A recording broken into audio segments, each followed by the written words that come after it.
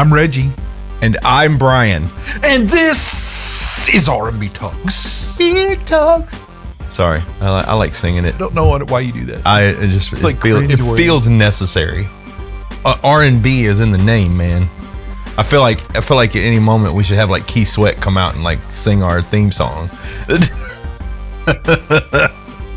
Hey man, my brain works oddly. I can't help it. I can't help it. How was your 2 weeks, Reggie? Because it's been a couple of weeks since I've been able to shoot an episode.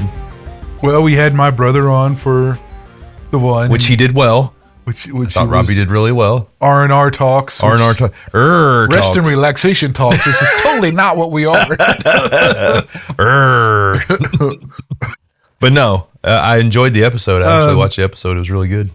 So because I work in disaster recovery, you can imagine my 2 weeks here have been a little frustrating. A little hurricane-ridden. And just irritating. And I'll tell you why. It's not, we didn't get it. We had like one call about helping with the disaster. That's it, which was really surprising. But that could be also because of the power's been out, and there's some there's no communication. Who knows? But anyway, but we were preparing for Milton, and we because I like, okay, where are we at with this? And it was like there were still things that I was just astounded that we didn't have and prepare. It was like because here's the thing, and we all should know this at this point.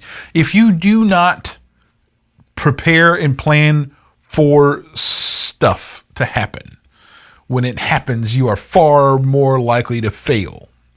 The more prepared, the more planned, all practiced, all that stuff you are, the better off you are. Now, that's different than prepping, because prepping you're just taking a gander at what may come, stockpiling and hoping for the best. Yeah, so we know we have a different solutions and all this stuff. So we know the process. We know that, okay, if something happens, this is what, we got to use this XYZ.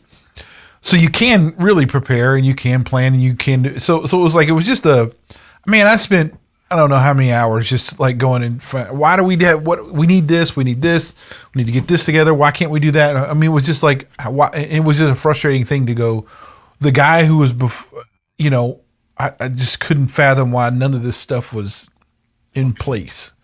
Or even mentioned, or anyway. So that was what it's been. It's just been a really hassle with that kind of stuff. But thank God you were there, Reggie, for disaster recovery.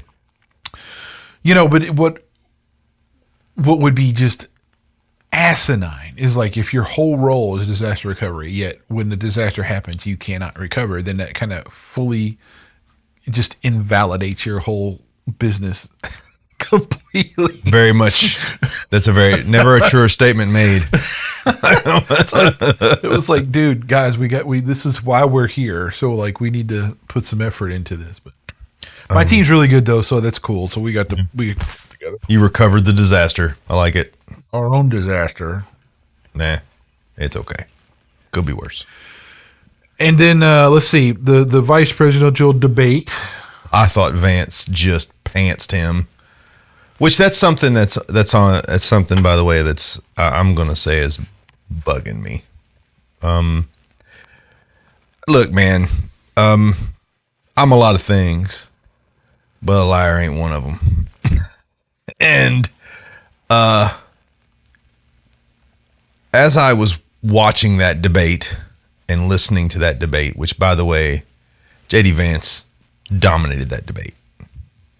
I think my favorite moment is when he called out the moderator for fact checking him and set her straight. And she honestly had no idea what to do at that point. Like, he had literally just was like, nope, we're putting the brakes on this until I call out your crap. Now we're going to go. They did mute his mic though at that point. Right? Well, after the fact, when he wanted to get deeper and he kept kind of trying to go down the rabbit hole, and they did mute him at one point, which was pretty funny that he didn't even let that stop him. He kept talking even after they muted the mic, like he was going to roll, like it was going to get said. I've been taking a real just hard look at Tim Walz, and if you are so blind by the veil that you don't see what Kamala Harris is, let's kind of go down a quick list of some things Captain Sergeant Lieutenant Dan Walls spoke. He told some pretty big whopping lies, and he's been busted in them. And what's ridiculous is he's been busted in them. And instead of owning the fact that he's repeatedly lied about these things, he just says he misspoke. But number one, the whole Tiananmen Square bucket of garbage. He was never there. He wasn't even close to being there. He was there a year after. Stolen valor, which at that point, I think if you get busted lying about stolen valor, you shouldn't be allowed to run for office. I think that disqualifies you from running for office. Well, look, yeah. Let me just say this about this. I really don't understand that. I mean, I can't fathom why you'd want to lie about something like that anyway. It's just why. I mean, I get why. Never mind. Insecurity. Yeah, normally. I mean, it's a very like. Yeah, but I'm just saying it. Just that's really petty. But I have a favorite. Are you ready for my favorite? I single-handedly saved a Girl Scout cookie factory from a freak fire. All right, dude. That one was the easiest one to debunk, and now you're just an idiot. Like, and like the whole, like, I had kids through IVF. No, you didn't. You're a liar. You didn't. That didn't happen. How many times does he have to tell moronic lies that reveal his true character, and people still line up to cheer? And well, Brian, I grew up in a middle class home. Did you? In a middle class family. Did your mom work hard? My mom worked hard. Yeah. Did you which was a lie. She grew up in an upper middle class home at worst in Canada. My whole point with this right now is I'm just completely and utterly disgusted at the general populace of our country. Hard not to be. And it's, look, I understand how people would want to, go with the flow and all this stuff. But like is the elections that I've been old enough to acknowledge and understand, this is by far the easiest one to know where the candidates are and like where to vote for, even if you're just a sane human being. This is really, really, really clear. It's not even close. Yet somehow you have this population of people in the country who are flat out just refuse to acknowledge that. Can't pierce the veil, whatever, but still, it is so irritating. Well, it makes me wonder. Did you ever watch the movie They Live with Roddy Piper, the aliens? And if you put on the right special sunglasses, you can see their real alien form. And I know it sounds ridiculous. It's an 80s movie. It was a huge cult classic now. But I kind of feel like that's the world we're living in. I feel like people like you and I who choose to put on the special glasses can see, but the rest of the world is just not interested at all in reality on any level. Like they will literally eat up and buy and absorb as truth anything they're fed. And I feel like there's this, I don't know, maybe you and I are special.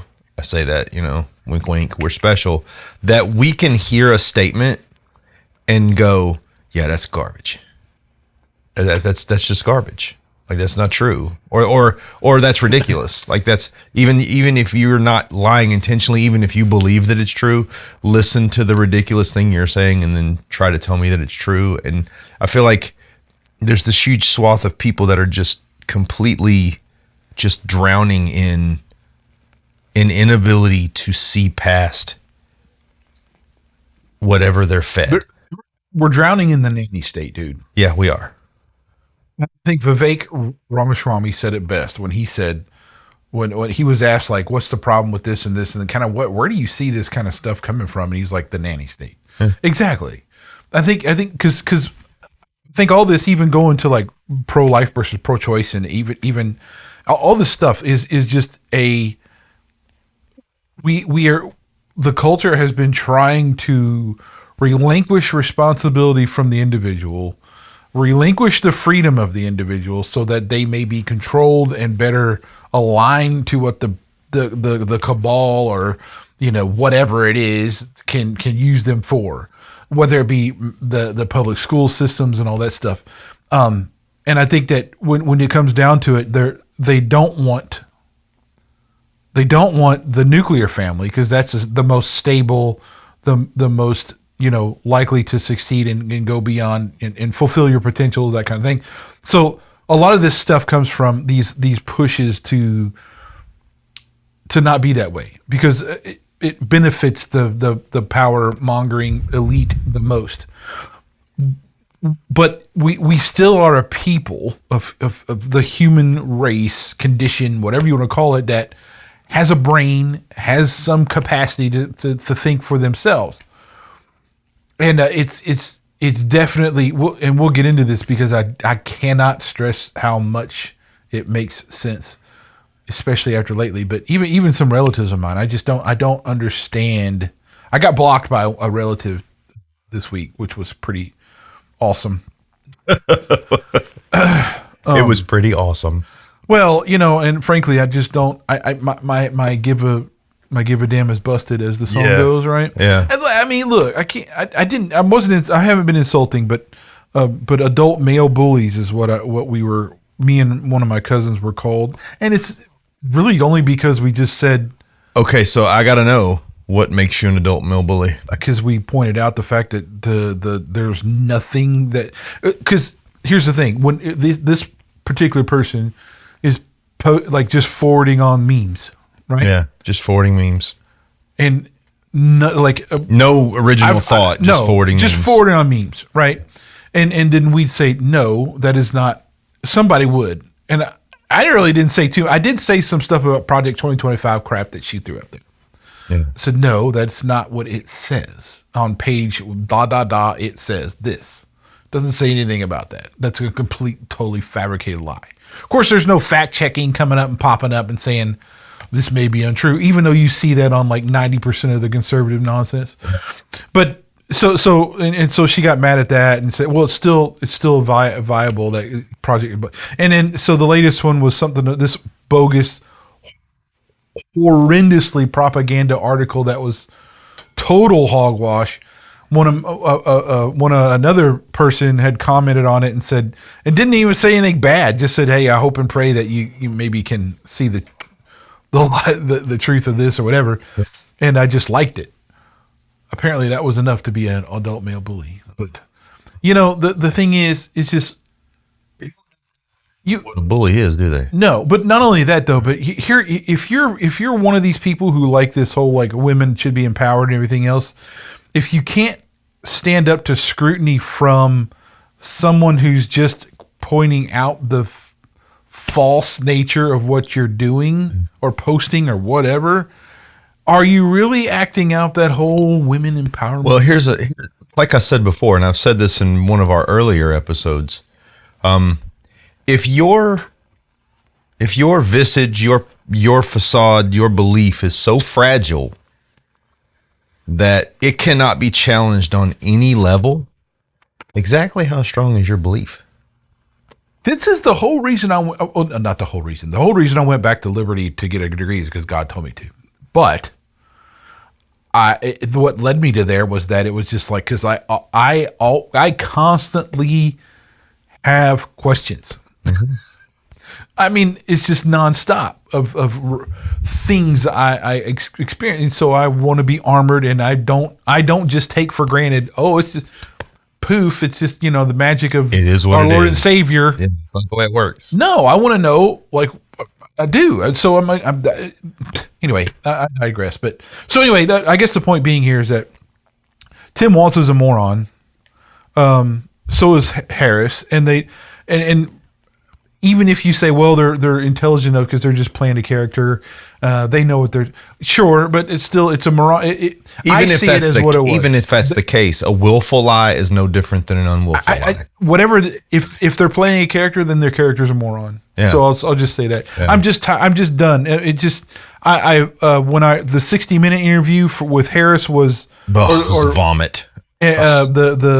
The other thing, I mean, like, dude, The View, that whole thing on The View, she did vomit. This is what I'm saying, but how can... Well, and here's the thing, too, all right? So, and here's something else that bothers me, and I don't know if you heard about this, but she went on a podcast, a quote-unquote female empowerment podcast, where the two ladies on the podcast literally only talk about how many penises they've seen, touched, been involved with. They literally... It is literally the most banal, least entertaining thing that I've ever listened to in my life. And went on there, and so what that tells me is Kamala Harris's idea of female empowerment is sleeping around without responsibility, and then laughing about the whole thing, and then and of course no challenging questions were asked. It was a cupcake thing. But I mean, even a woman who is quote unquote a feminist should have been offended by what she did. Should have been like, how dare you distill us down to just being sexual beings and blah, blah, blah. But they applaud and clap for her and talk about her female empowerment. And I'm like, now, not only is she lying, but you're participating in her lie.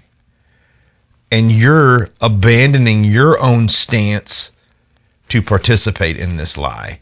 So now you are a quantitatively dishonest person attaching yourself to another quantitatively dishonest person. So it's just this bottomless pit of snowball of awfulness that I just can't get around. But I can honestly say that to me it's just become just disappointing. Like there's nothing of substance, right? There's nothing. Done so much, but that question is routinely not answered. Yeah, it's my favorite one is, well, what do you plan on doing to get inflation to go down? Well, I'm going to create an opportunity economy. Well, what is that? Well, it's an opportunity economy where people have opportunities. Well, great. I heard you say that the first time, but it doesn't quantify what you're doing. Again, you've had 3.5 years. Yeah. Almost 4. Yeah. What? And you're going to say you're going to fix it? Now it's on day one. Now there's all these problems and you need to fix it? And here's another one. Well, she was just, all the women that defend her, well, she was just the vice president. Well, she's the first black female vice president in history. So now you're going to give up another achievement of your quote unquote feminist stance to make excuses for her. How deep down the hole of depravity will you go and give up your own stance, which again has got to be weak if you're willing to hand it off that quickly. But I know, dude. I mean, it's just come on, man. No, and here's the thing. I actually went back and looked for the old what the general media thought of Harris before she was. Oh Lord, they hated her. I mean, I just wanted to look just to make, because I hadn't seen it in a while, and I just wanted, maybe I'm just no, it's really. I even found an Instagram reel that kind of put all of it together. And so it was just nonstop of, her 28% approval rating as vice president and all this stuff. Being called by CNN the worst vice president in history. Yeah. And then, so you're going to disregard all of that. You're going to whitewash that. Prop her up, and then the people, again, I have to go back because the people really should, and they do. They have more power than they think they do, but apparently they just sheep. But they just and soap it all up.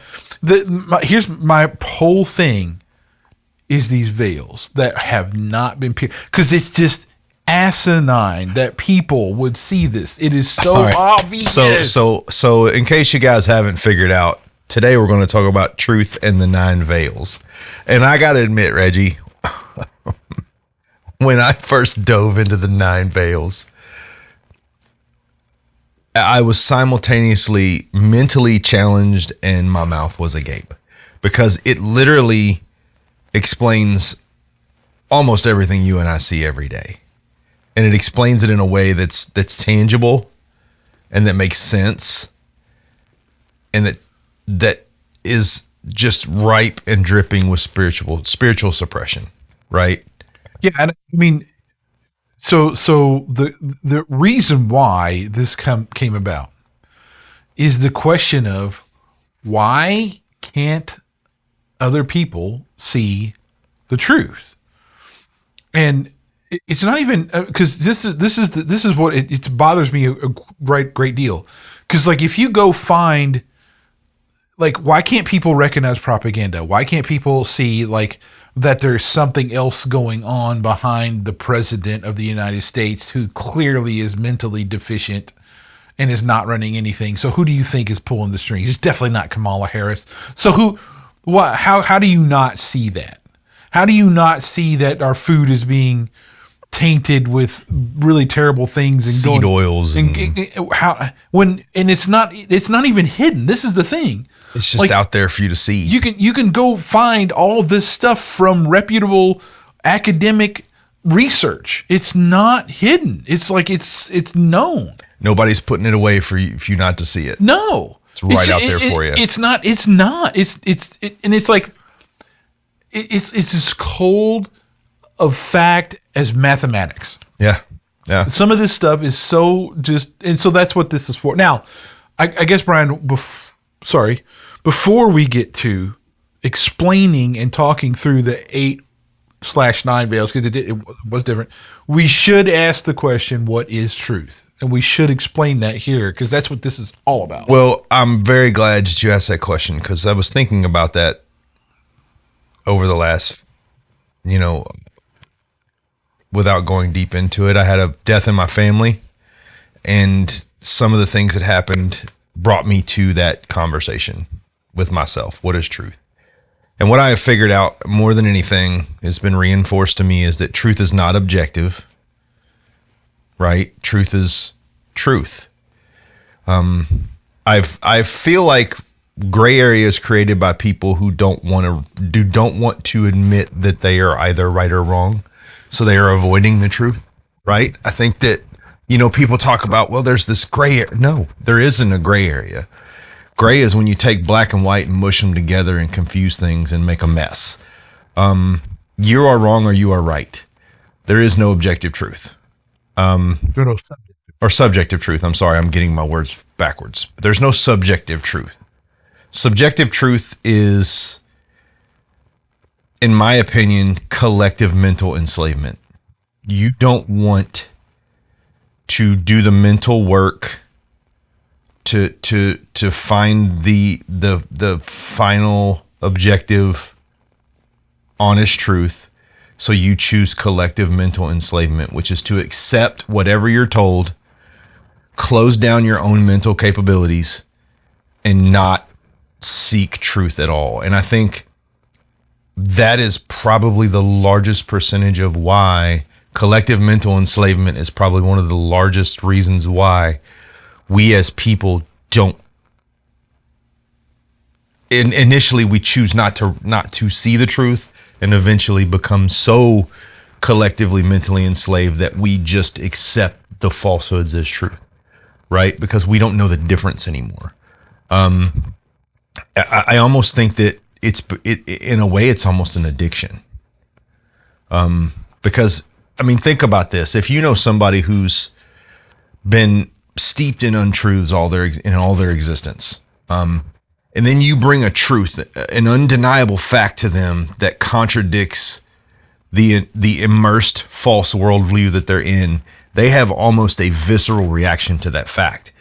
I believe on some level it is a mental addiction to run away from the truth, right? So truth is absolute.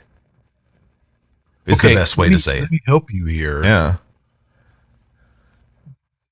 We've talked about this before, but there is a father of lies. Well, yeah, the devil. And there is definitely a force that is 110% deception and lies. Beelzebub. I mean, so yeah, I mean, the anti-reality, awareness, consciousness, whatever you want to say, that is put there is demonic in some cases. Well, I mean, I'm not going to say everything, but I mean, not everything, but go back to when Satan attempted to tempt Christ. He tried to tempt him with lies, obvious untruths. Now, Christ being twists of words, using this word, that word. Christ being the person he was, recognized the lies. Well, we're not Christ, and because of our human nature, our want and desire to find the easier road, sometimes will allow us to accept things. Just like I've always said, people ask who the devil is. Devil ain't running around in a cape with a pitchfork. He's the guy sitting in front of you, telling you something that in your heart of hearts you know is not true, but making it sound so good that you begin to believe it. So the concept of truth has been debated and tried to define so many different ways philosophically for ages. Without a Christian perspective, if you just look at the philosophical, like, what is truth kind of thing, holy cow, does it go just all over the place? Oh, it does.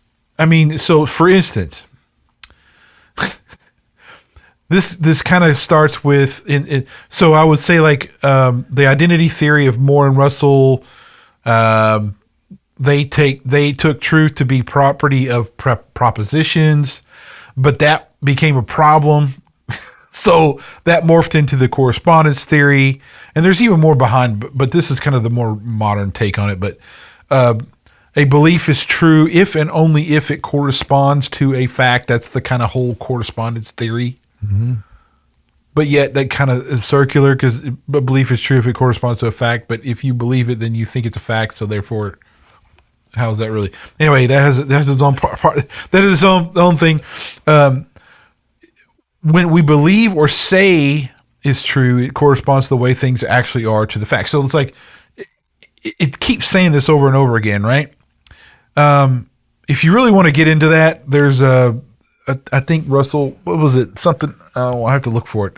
Identity theory of truth, I think, is, if you really want to get into it. But the coherence theory, which is like a belief is true if and only if it is a part of a coherent system of beliefs. The pragmatist theory, truth is the end of inquiry, or truth is satisfactory to believe. The convention T, which is an adequate theory of truth for L, must imply for each sentence of L is true. So, I mean, there's all these different ways that philosophy tries to modify the truth. They try to define it with all these different ways. But see, at the end of the day, it's worthless. And I say that because all of these, you can shoot holes in them. Truth is based in fact. I mean, that's it. But then you try to define fact, and then it comes back to, again, it's a whole circular thing. So for a Christian, though, we have a completely different idea of truth. And it really becomes the most foundational. And it's really, I think this is one of the reasons why Christianity fostered in the modern civilization era, because of this truth belief in. Because without these objective, absolute truths, there is no way to base a civilization that is worth anything. That's how we've gotten so far, is because we've had these absolutes that have gone back to that start, and that we base everything else on. Let's not forget that as Christians, one of the very things to know about truth. John 18:37, Jesus says he came into the world to testify to what? To the truth. He uses truth a lot. He says, I tell you the truth. Or he says, truly, truly.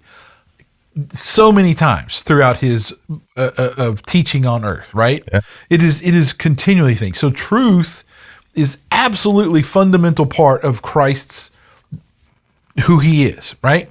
Absolutely. John 14:6, Jesus is the truth.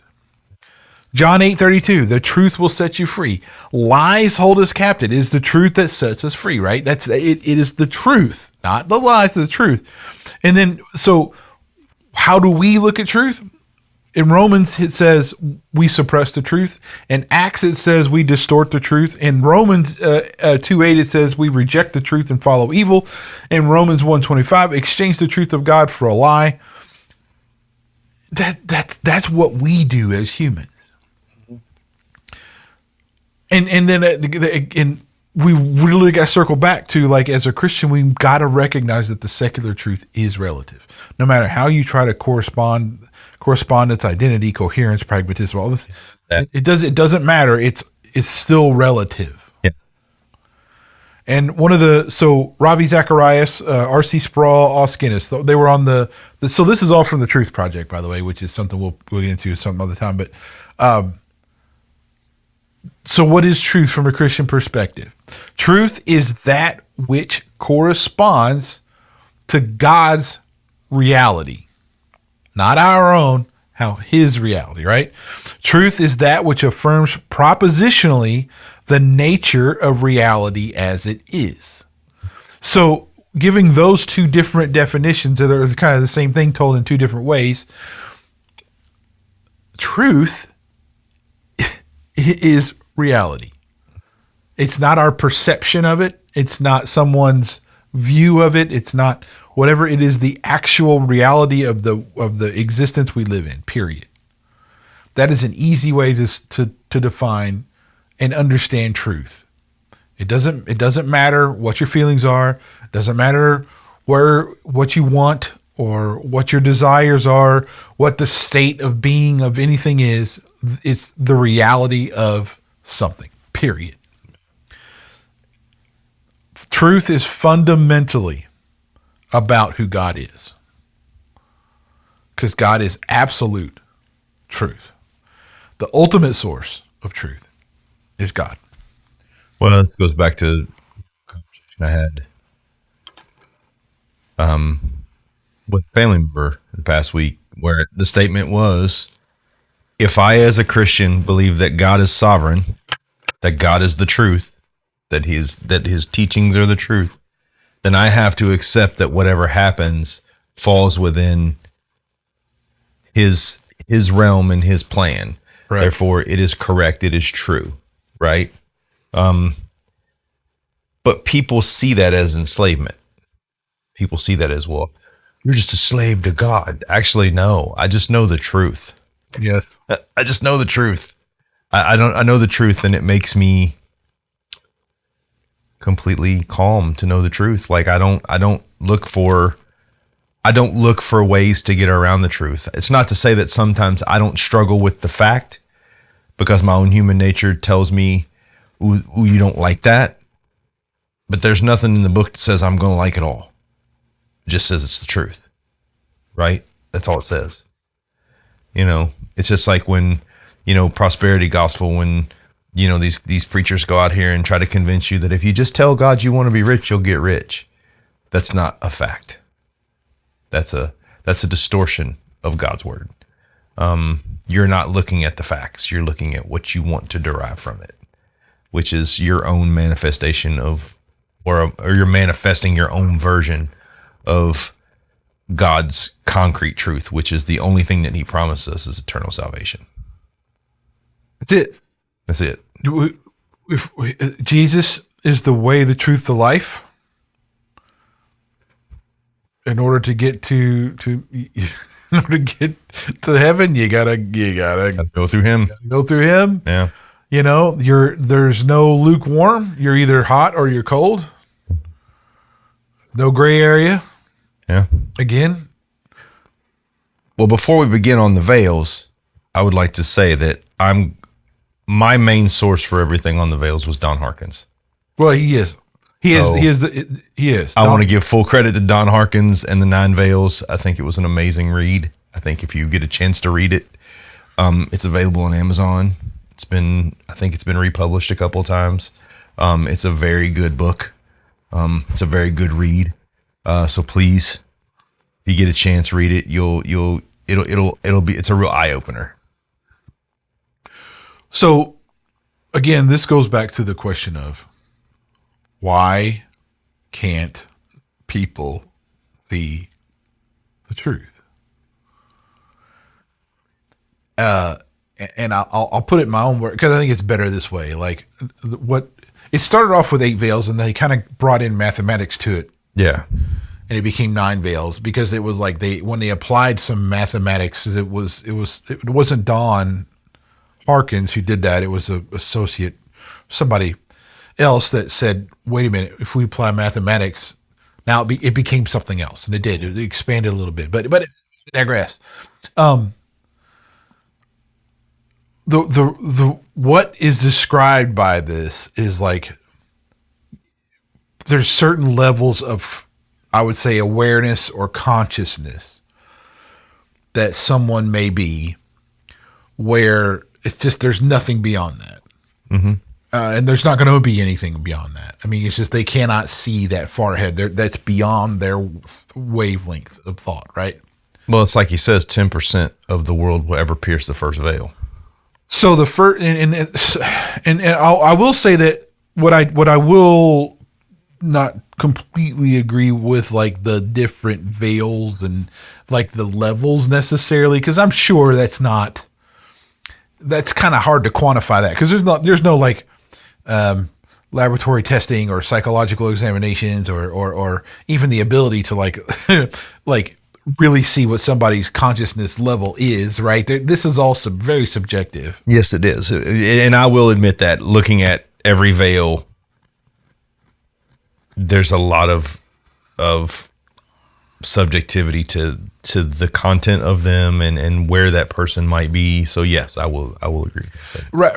And I'll say that I wouldn't get so hung up on the what those veils are necessarily, but just that they're just understanding that there's levels of them that expand that go outward from what's right in front of you out to, the universe as a whole, right? I think that's really where I would say. So we'll describe these as first, second, third, and what he calls them. Yeah. But I would just qualify that by saying it might not necessarily be this specific of veil, right? Mm-hmm. So what you were talking about though is like every veil is pretty much 90% will never pass that level. Only 10% go through to the next level, and it's 10% of the 10%. Yeah, so it keeps going 10%, 10%, 10%. Yeah. And I think this is pretty sad though. But even with 10%, 10%, there's still, what is it, 7 billion people in the world. So over 6 billion people on the planet, most of them live and die without having seriously contemplated anything other than what it takes to keep their lives together. 90% of all humanity will live and die without having pierced the first veil. First veil is really just about politics, surviving. Essentially. It's really just about your survival. As it says here, shaped by the physical world around us, we will have been conditioned from our days in public education to accept the government officials, network media personalities, and other experts. Yes. So kind of where we talk about with politics is kind of where people are trapped at, period. Yeah. And I will say the more you dig into the educational system and when that was created and how and what, you'll find that is very much deliberate in how they educate people. They're not educating critical thinking and entrepreneurs. They're educating factory workers and stuff. That's really what they want. They're educating sheep. Yeah, that's what they're doing. So 10% go into the second veil, which is what, Brian? 10% of us will also pierce the second veil to explore the world of history, the relationship between man and government, the meaning of self-governing through constitutional and common law. 90% of the people in this group will live and die without having pierced the third veil. So what we're talking about here is like you get into the correlation between history and how history repeats itself, and like how history is you can apply what we've learned in history to now and make some significant changes. This is kind of what our forefathers were doing when they created the Constitution and all that applicatory kind of behavior according to government law, things like that, like obeying laws. They were trying to push it forward, right? Yeah. So the third veil is interesting. Third, to conclusively find that the resources of the world, including people, are controlled by extremely wealthy, powerful families who incorporated old world assets have, with modern extortion strategies, become the foundation upon which the entire world's economy is currently indebted.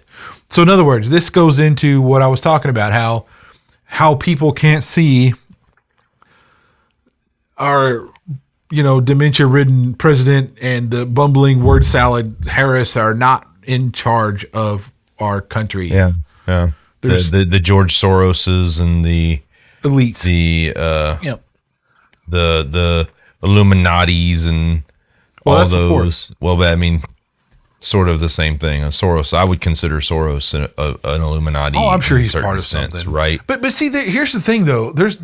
I gotta find this book I had, right, called The New World Order. It was fascinating because it wasn't just a book that proposed these ideas of things, but it had quotes, it had articles, resource service that were clear. And it was like, okay, that makes a total sense. Now, so the fourth veil, Brian, as you were saying, is what? The fourth veil is to discover the Illuminati, Freemasonry, and other secret societies. These societies use symbols and perform ceremonies that perpetuate the generational transfers of arcane knowledge that is used to keep the ordinary people in political, economical, and spiritual bondage to the oldest bloodlines on Earth.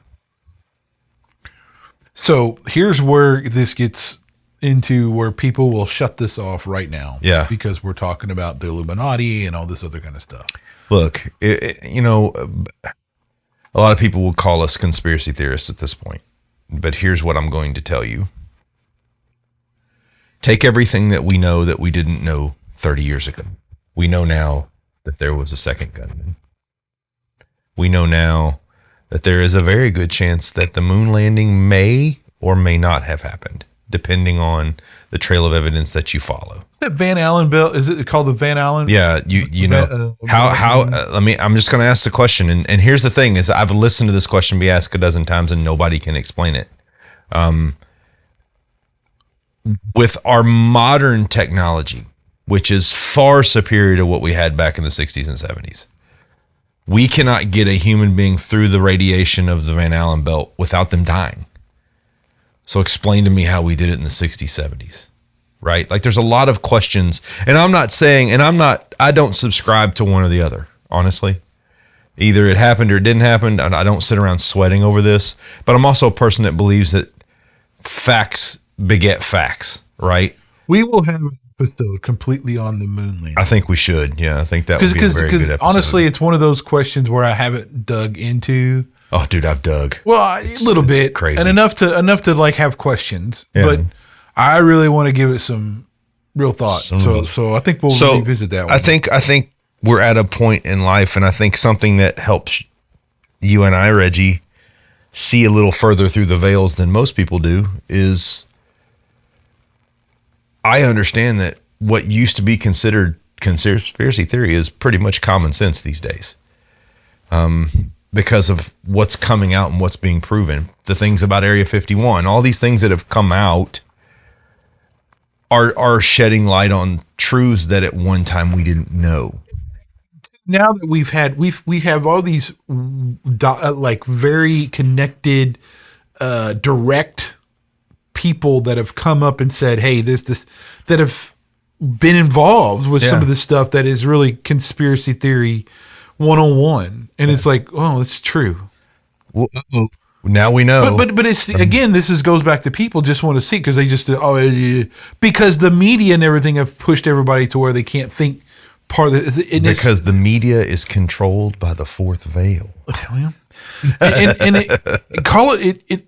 I would say this. Don't get. And here's what I want to really express this. Don't get hung up necessarily on names of things like Illuminati or New World Order or Freemason. Because I will say that there is you cannot deny the different societies that exist and that have existed. They're not hidden at all.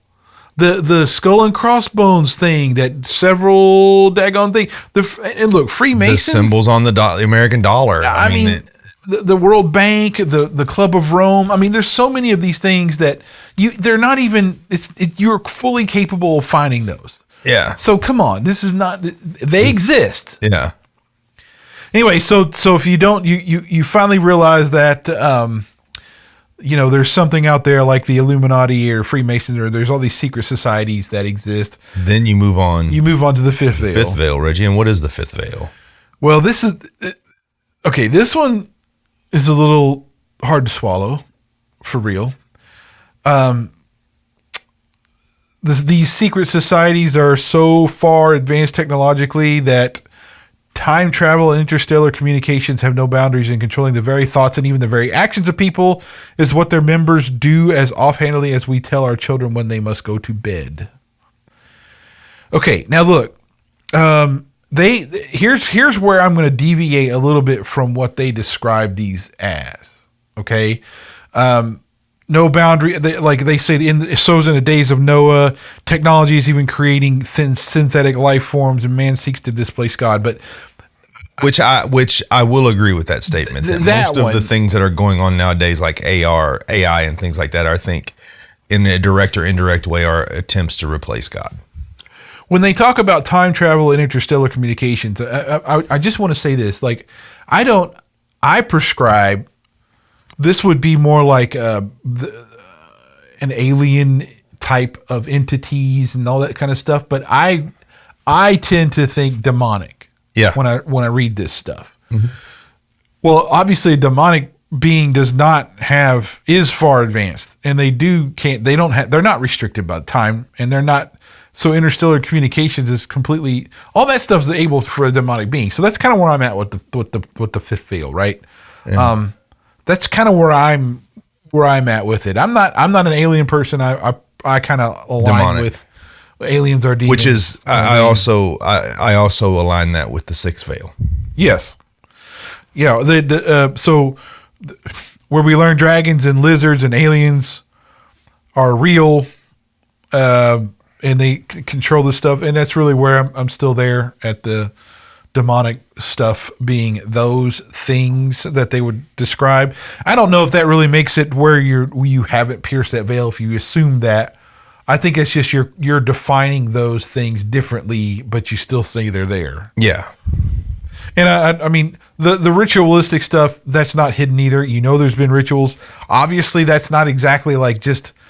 You can't say that those rituals are not some kind of witchcraft or at least trying to be some kind of thing like that. So come on, that's not trying to derive that type of result. I mean, come on. So then that gets us to the seventh veil. What's the seventh veil, Brian? The seventh veil. The seventh veil is progress to pierce the veil where the incredible world of fractal geometry and the universal law of numbers will be fully understood and embraced. The creative force of the entire universe will be shown to be linked to numerical code formulas and sequences and all mysteries, including the very fabric of the universe. The law of numbers will be fully understood and embraced. The creative force of the entire universe will be shown to be linked to numerical code formulas and sequences and all mysteries, including the very fabric of space. Parallel universes and access therein is unlocked. Those who lure and promise of massive wealth offered by the ruling elite, and thus over 90% of the people in this group will live to die without piercing. This one for me, I think we have people in our world that pursue these things. I think a lot of the theoretical physicists, I think this is their actual pursuit, is to use math to find a different plane of existence. I think that's a pursuit. Do I think that, again, I think this is more about demonic, right? Well, I'm going to say I'm not going to say that here. I do think that so if you start looking into even some of the like biblical text of creation and like who God is and stuff, there's all this mathematical stuff that is there. I mean, it's incredible how much numbers and formulas and stuff that just align with like different Hebrew characters and Well, isn't dates there something about the number 7 in the Bible? well, yeah, there's lots of things about numbers. There's numbers a lot, 3 and 7, and I mean, you got all kinds of significant numbers that actually make sense. But and you have like how language is put together is even, and even mathematics goes into the DNA code about like how things work inside the DNA and how that's mathematically, accurate and stuff. So yeah, I think I would. I don't know that deep of that level of mathematics necessarily to unravel the mysteries, the fabric of space and time, but it's clear that there is mathematical significance of across all of our reality that makes it mathematically accurate and like it's all there. So I dig that.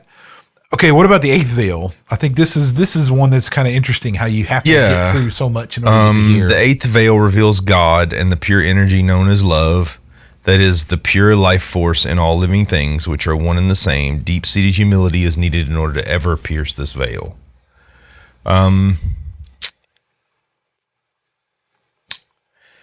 Wow, that one's deep, because it begs the question: do we understand what pure love is? Right? Like, I can understand and tell you what my example of the purest love I've ever seen was that God willfully sent his son into a world and sacrificed him to save us. I can say wholeheartedly that I don't know that I could, if God came to me and said, you got to sacrifice your son to save the world, that I could do it. I think this goes back to, I think in order for us to ever understand what pure love is, we would have to acquiesce to the fact that that sacrifice was made for us, which by that I mean a lot of people don't acquiesce to that. They don't recognize Christ. They don't recognize God. This is one of those things where I'm always very confused when people react to Christians in such a visceral way, because they see us as some kind of evil force trying to push some kind of ideology into their life. And what we're really telling you is you should love everybody. You should love your enemy as you do yourself. You should love people. You should love people enough to go out into the world and try to make an impact, right? How is that in any way me trying to push something evil into your life? So I think it's very difficult to kind of conceive what the eighth veil is and how to actually be there. Well, and I think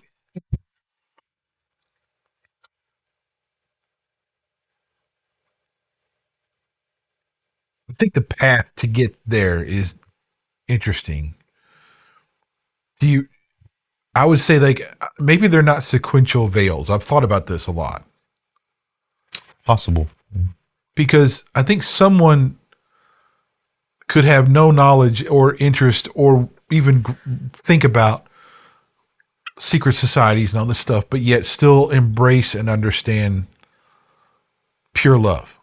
Well, I think, you know what I mean? I think where that kind of jives for me is, if you have the mental clarity, capacity, capability to understand what true pure love is, the other veils are going to be kind of easy to see. Well, I would say so, and especially when you get to the 9, where it's talking about like you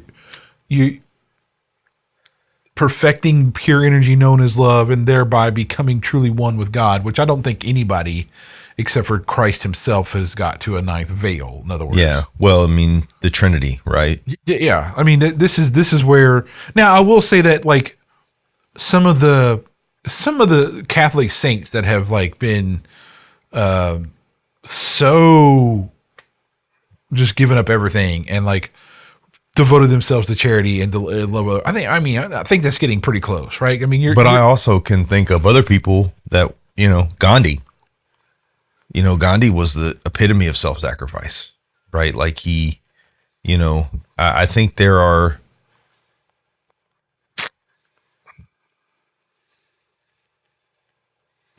I think it's very difficult. I think the way that we're built as humans, I think it would be very difficult for us to understand, know, and become one with the pure energy that is God. I think that would be a very, man, we would have to evolve to a level. It's beyond our evolution, because I think we get there eventually when we pass on to the spiritual realm. But I think the ones that I would equate to, like, what the question for us, like when we say, why can't they see the truth, is because they have not been able to pierce these veils. Well, they've been conditioned to not pierce these veils. Yeah. But then I wonder, like, I'm not some massive genius guy I'm pretty smart, but like that doesn't, I don't really equate my like upbringing. I was in public school, so I've done all this stuff. So was I. So why? I think part of it for you and I, though, Reggie, is I think part of being able to see through a lot of these veils has to do with literally the sacrifice that we made to become Christians. We had to die to the world. When you die to the world doesn't have power anymore. Well, I think also too, as a Christian, if you give authority to the Holy Spirit to like truly have revelation for you, then that opens up a whole other awareness and consciousness that's there. I mean, I know that sounds really corny, but I would definitely say that that's part of it. You can't have the, a part of the Trinity that is like not do something. I mean, that's just it. Now, there's a debate you could have about losing your, does that Holy Spirit, I don't want to get into that because I don't get into another rabbit hole, but I think that's definitely true. It does, and I wouldn't even say like your baptism of the Spirit or whatever. I mean, I would just say that I think the more you are trying to seek God, seek His face, hear His voice, look, when you look around your daily life, are you trying to find Him in what there is? Then you're really attuning yourself to truth, to reality, to to what Christ was testifying to. Well, it's I've said this before. You and I talked about this earlier today.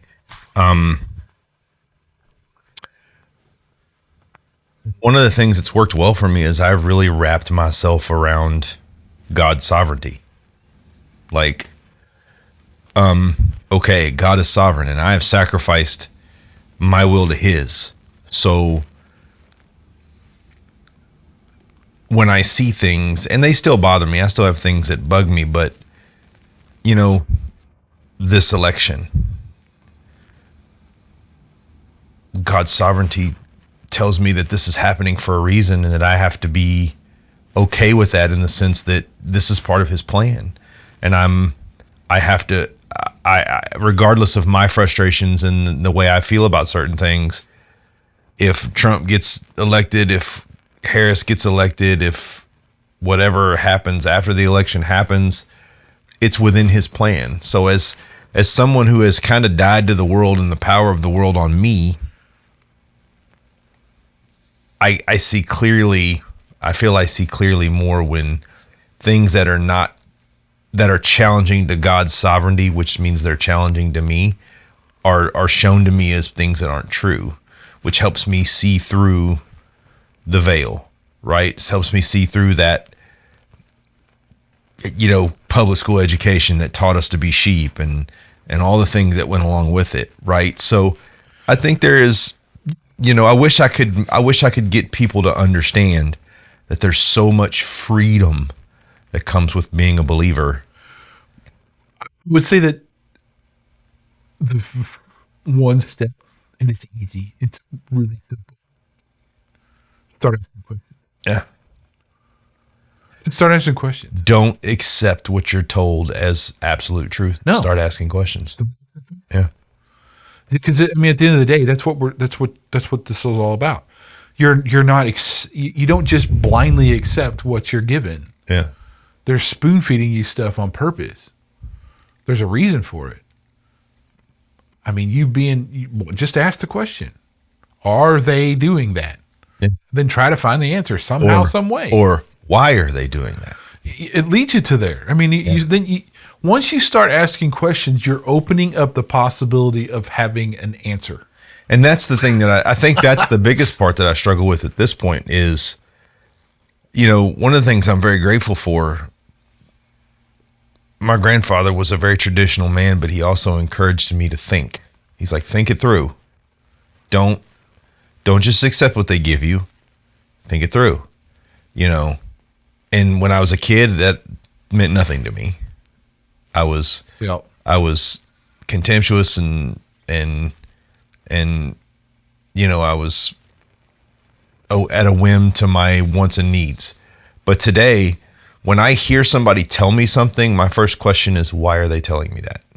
Are you telling me that because you're truly interested in having a conversation with me and you want to know my opinion and you're struggling with it, so we want to have a conversation to kind of find a common ground? Or are you telling me that because you're trying to convince me of something? When Casey and Callie Means go on to Tucker Carlson or Joe Rogan and they talk about real factual things that have to do with our healthcare system and have to do with our food system, and they're not bringing emotion, they're bringing facts. I know that they're trying to give me information to help me see more and know more to make my existence safer. But when a man running for vice president jumps out there and makes the statement, I saved an entire Girl Scout cookie factory single-handedly during a freak fire, there's a reason you're telling me that doesn't have anything to do with the incidents itself. There's a hidden meaning behind you saying that. Either you're insecure and you need to build yourself up, or you're trying to convince me that you're the hero I need for this situation. Either way, I'm going to question the logic of that statement being made to me. I don't mean to harp on that in particular, but I just use it as an example of critically thinking through when someone tells you something. Yeah. There's usually a reason that someone's saying something to you. Ask the question, why is Kamala Harris repeating the same things? Yeah. Why has she not told you what her policies actually are?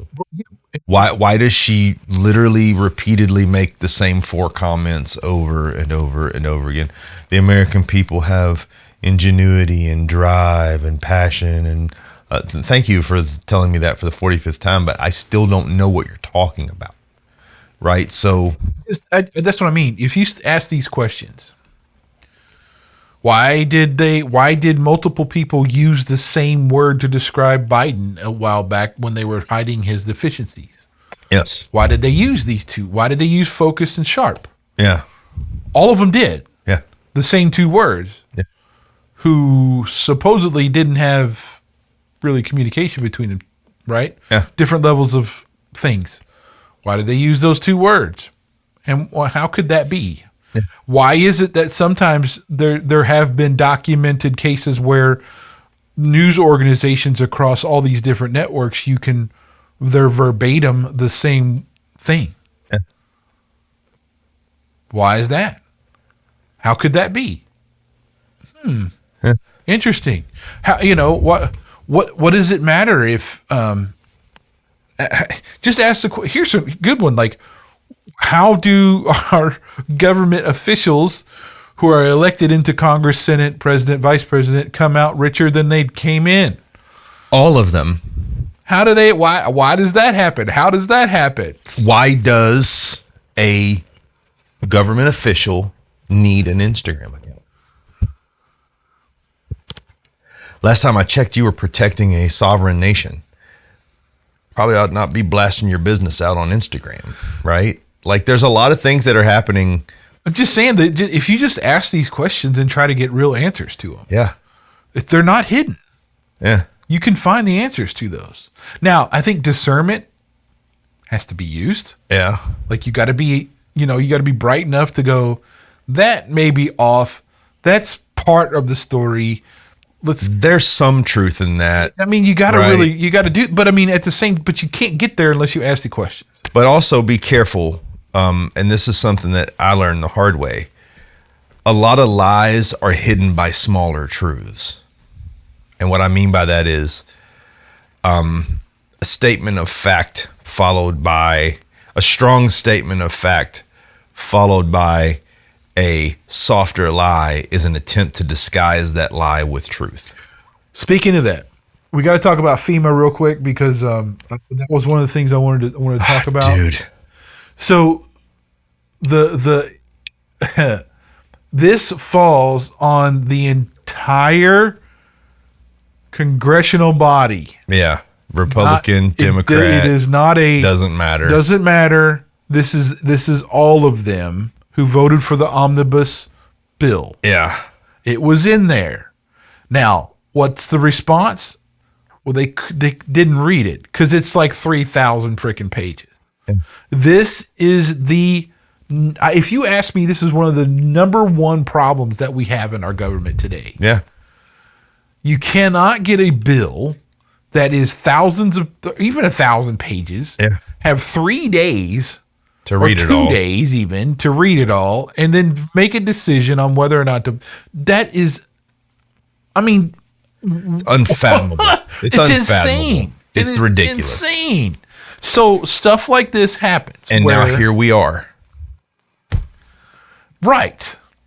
So, I mean, this is absurd. This is our government failing at a fundamental level. This is our government failing at a massive, rapid level. Yeah. I mean, it was like another example. I would say I was selling insurance at the time that Obamacare came out.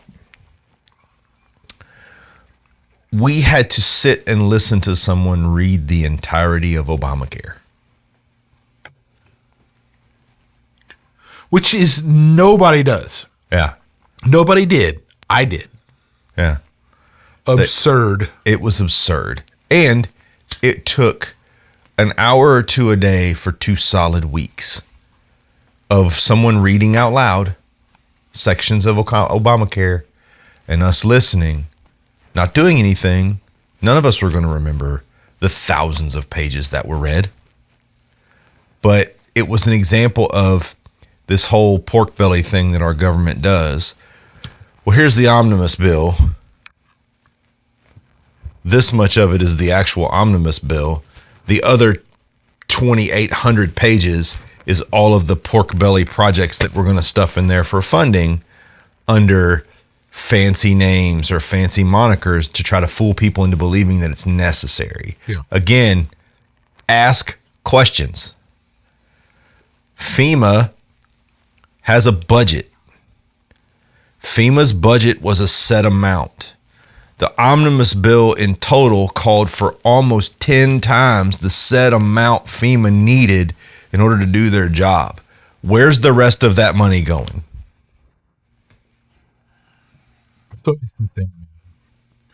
It's just, that's what I mean. Like, it just, this is how, and then you got to ask, well, why does this happen? Because there's because there's something, there's something up top here and pulling the strings. Hello. And ask this question. We have trillions of dollars in debt. Most of that debt is owed to the American people. Where was that money siphoned off through? Ridiculous, overstuffed bills that called for far more funding than they needed. That's where that money was siphoned off to. I mean, again, people just start. Now, granted, I think anybody who's watching this is probably not going to be the ones who need to open their freaking minds and look at. But I hope that there are some people watching this that are waking up. Man, I hope so, dude. Because I mean, it just it seems bleak. I mean, it's not, because I think most of the people you've run into have at least half a brain. But then I still run across. See, I detest the Democrat agenda. I'll be flat honest with that. I've said that before, but like, it's the most vile thing. I do. Like, I don't think all Democrats are evil necessarily, but I think the agenda of the Democratic Party is. The agenda of the far left Democratic Party is pure evil. The leadership who wants to do things, it is completely and totally heinous. So I know people who are really great people, but like they just, I don't know why they support this crap. Because they don't want to be vilified. That's it right there. Luckily for me, I don't care who likes me. Yeah. There. Oh, you hate me? Good. Can you move? I need to sit down. Care if you hate me? Hate me. Please hate me. Because I tell you what's going to happen. In that hate, you're going to question some things, and hopefully you'll question the right things. So if that means you need to hate me, then by all means, fire away. Yeah, I guess right. All right, so I think that wraps up that. I think next time we'll we got a couple of different topics. We'll figure it out because I think we're trying to sort through some things. Well, you know what? Because we're coming up on no, you know what? Well, we'll have to figure it out. We'll have to talk about it. I don't know what topic we're going to do. We have a couple ideas, but yeah, I think that's all for today, Brian.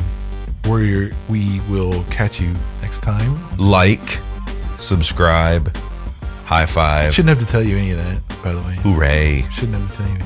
Text us how great you think we are. Type it like this.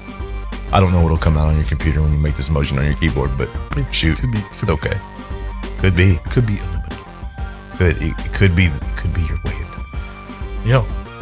But anyway, I'm Brian. I'm Reggie. We're R&B Talks. See ya. Bye-bye.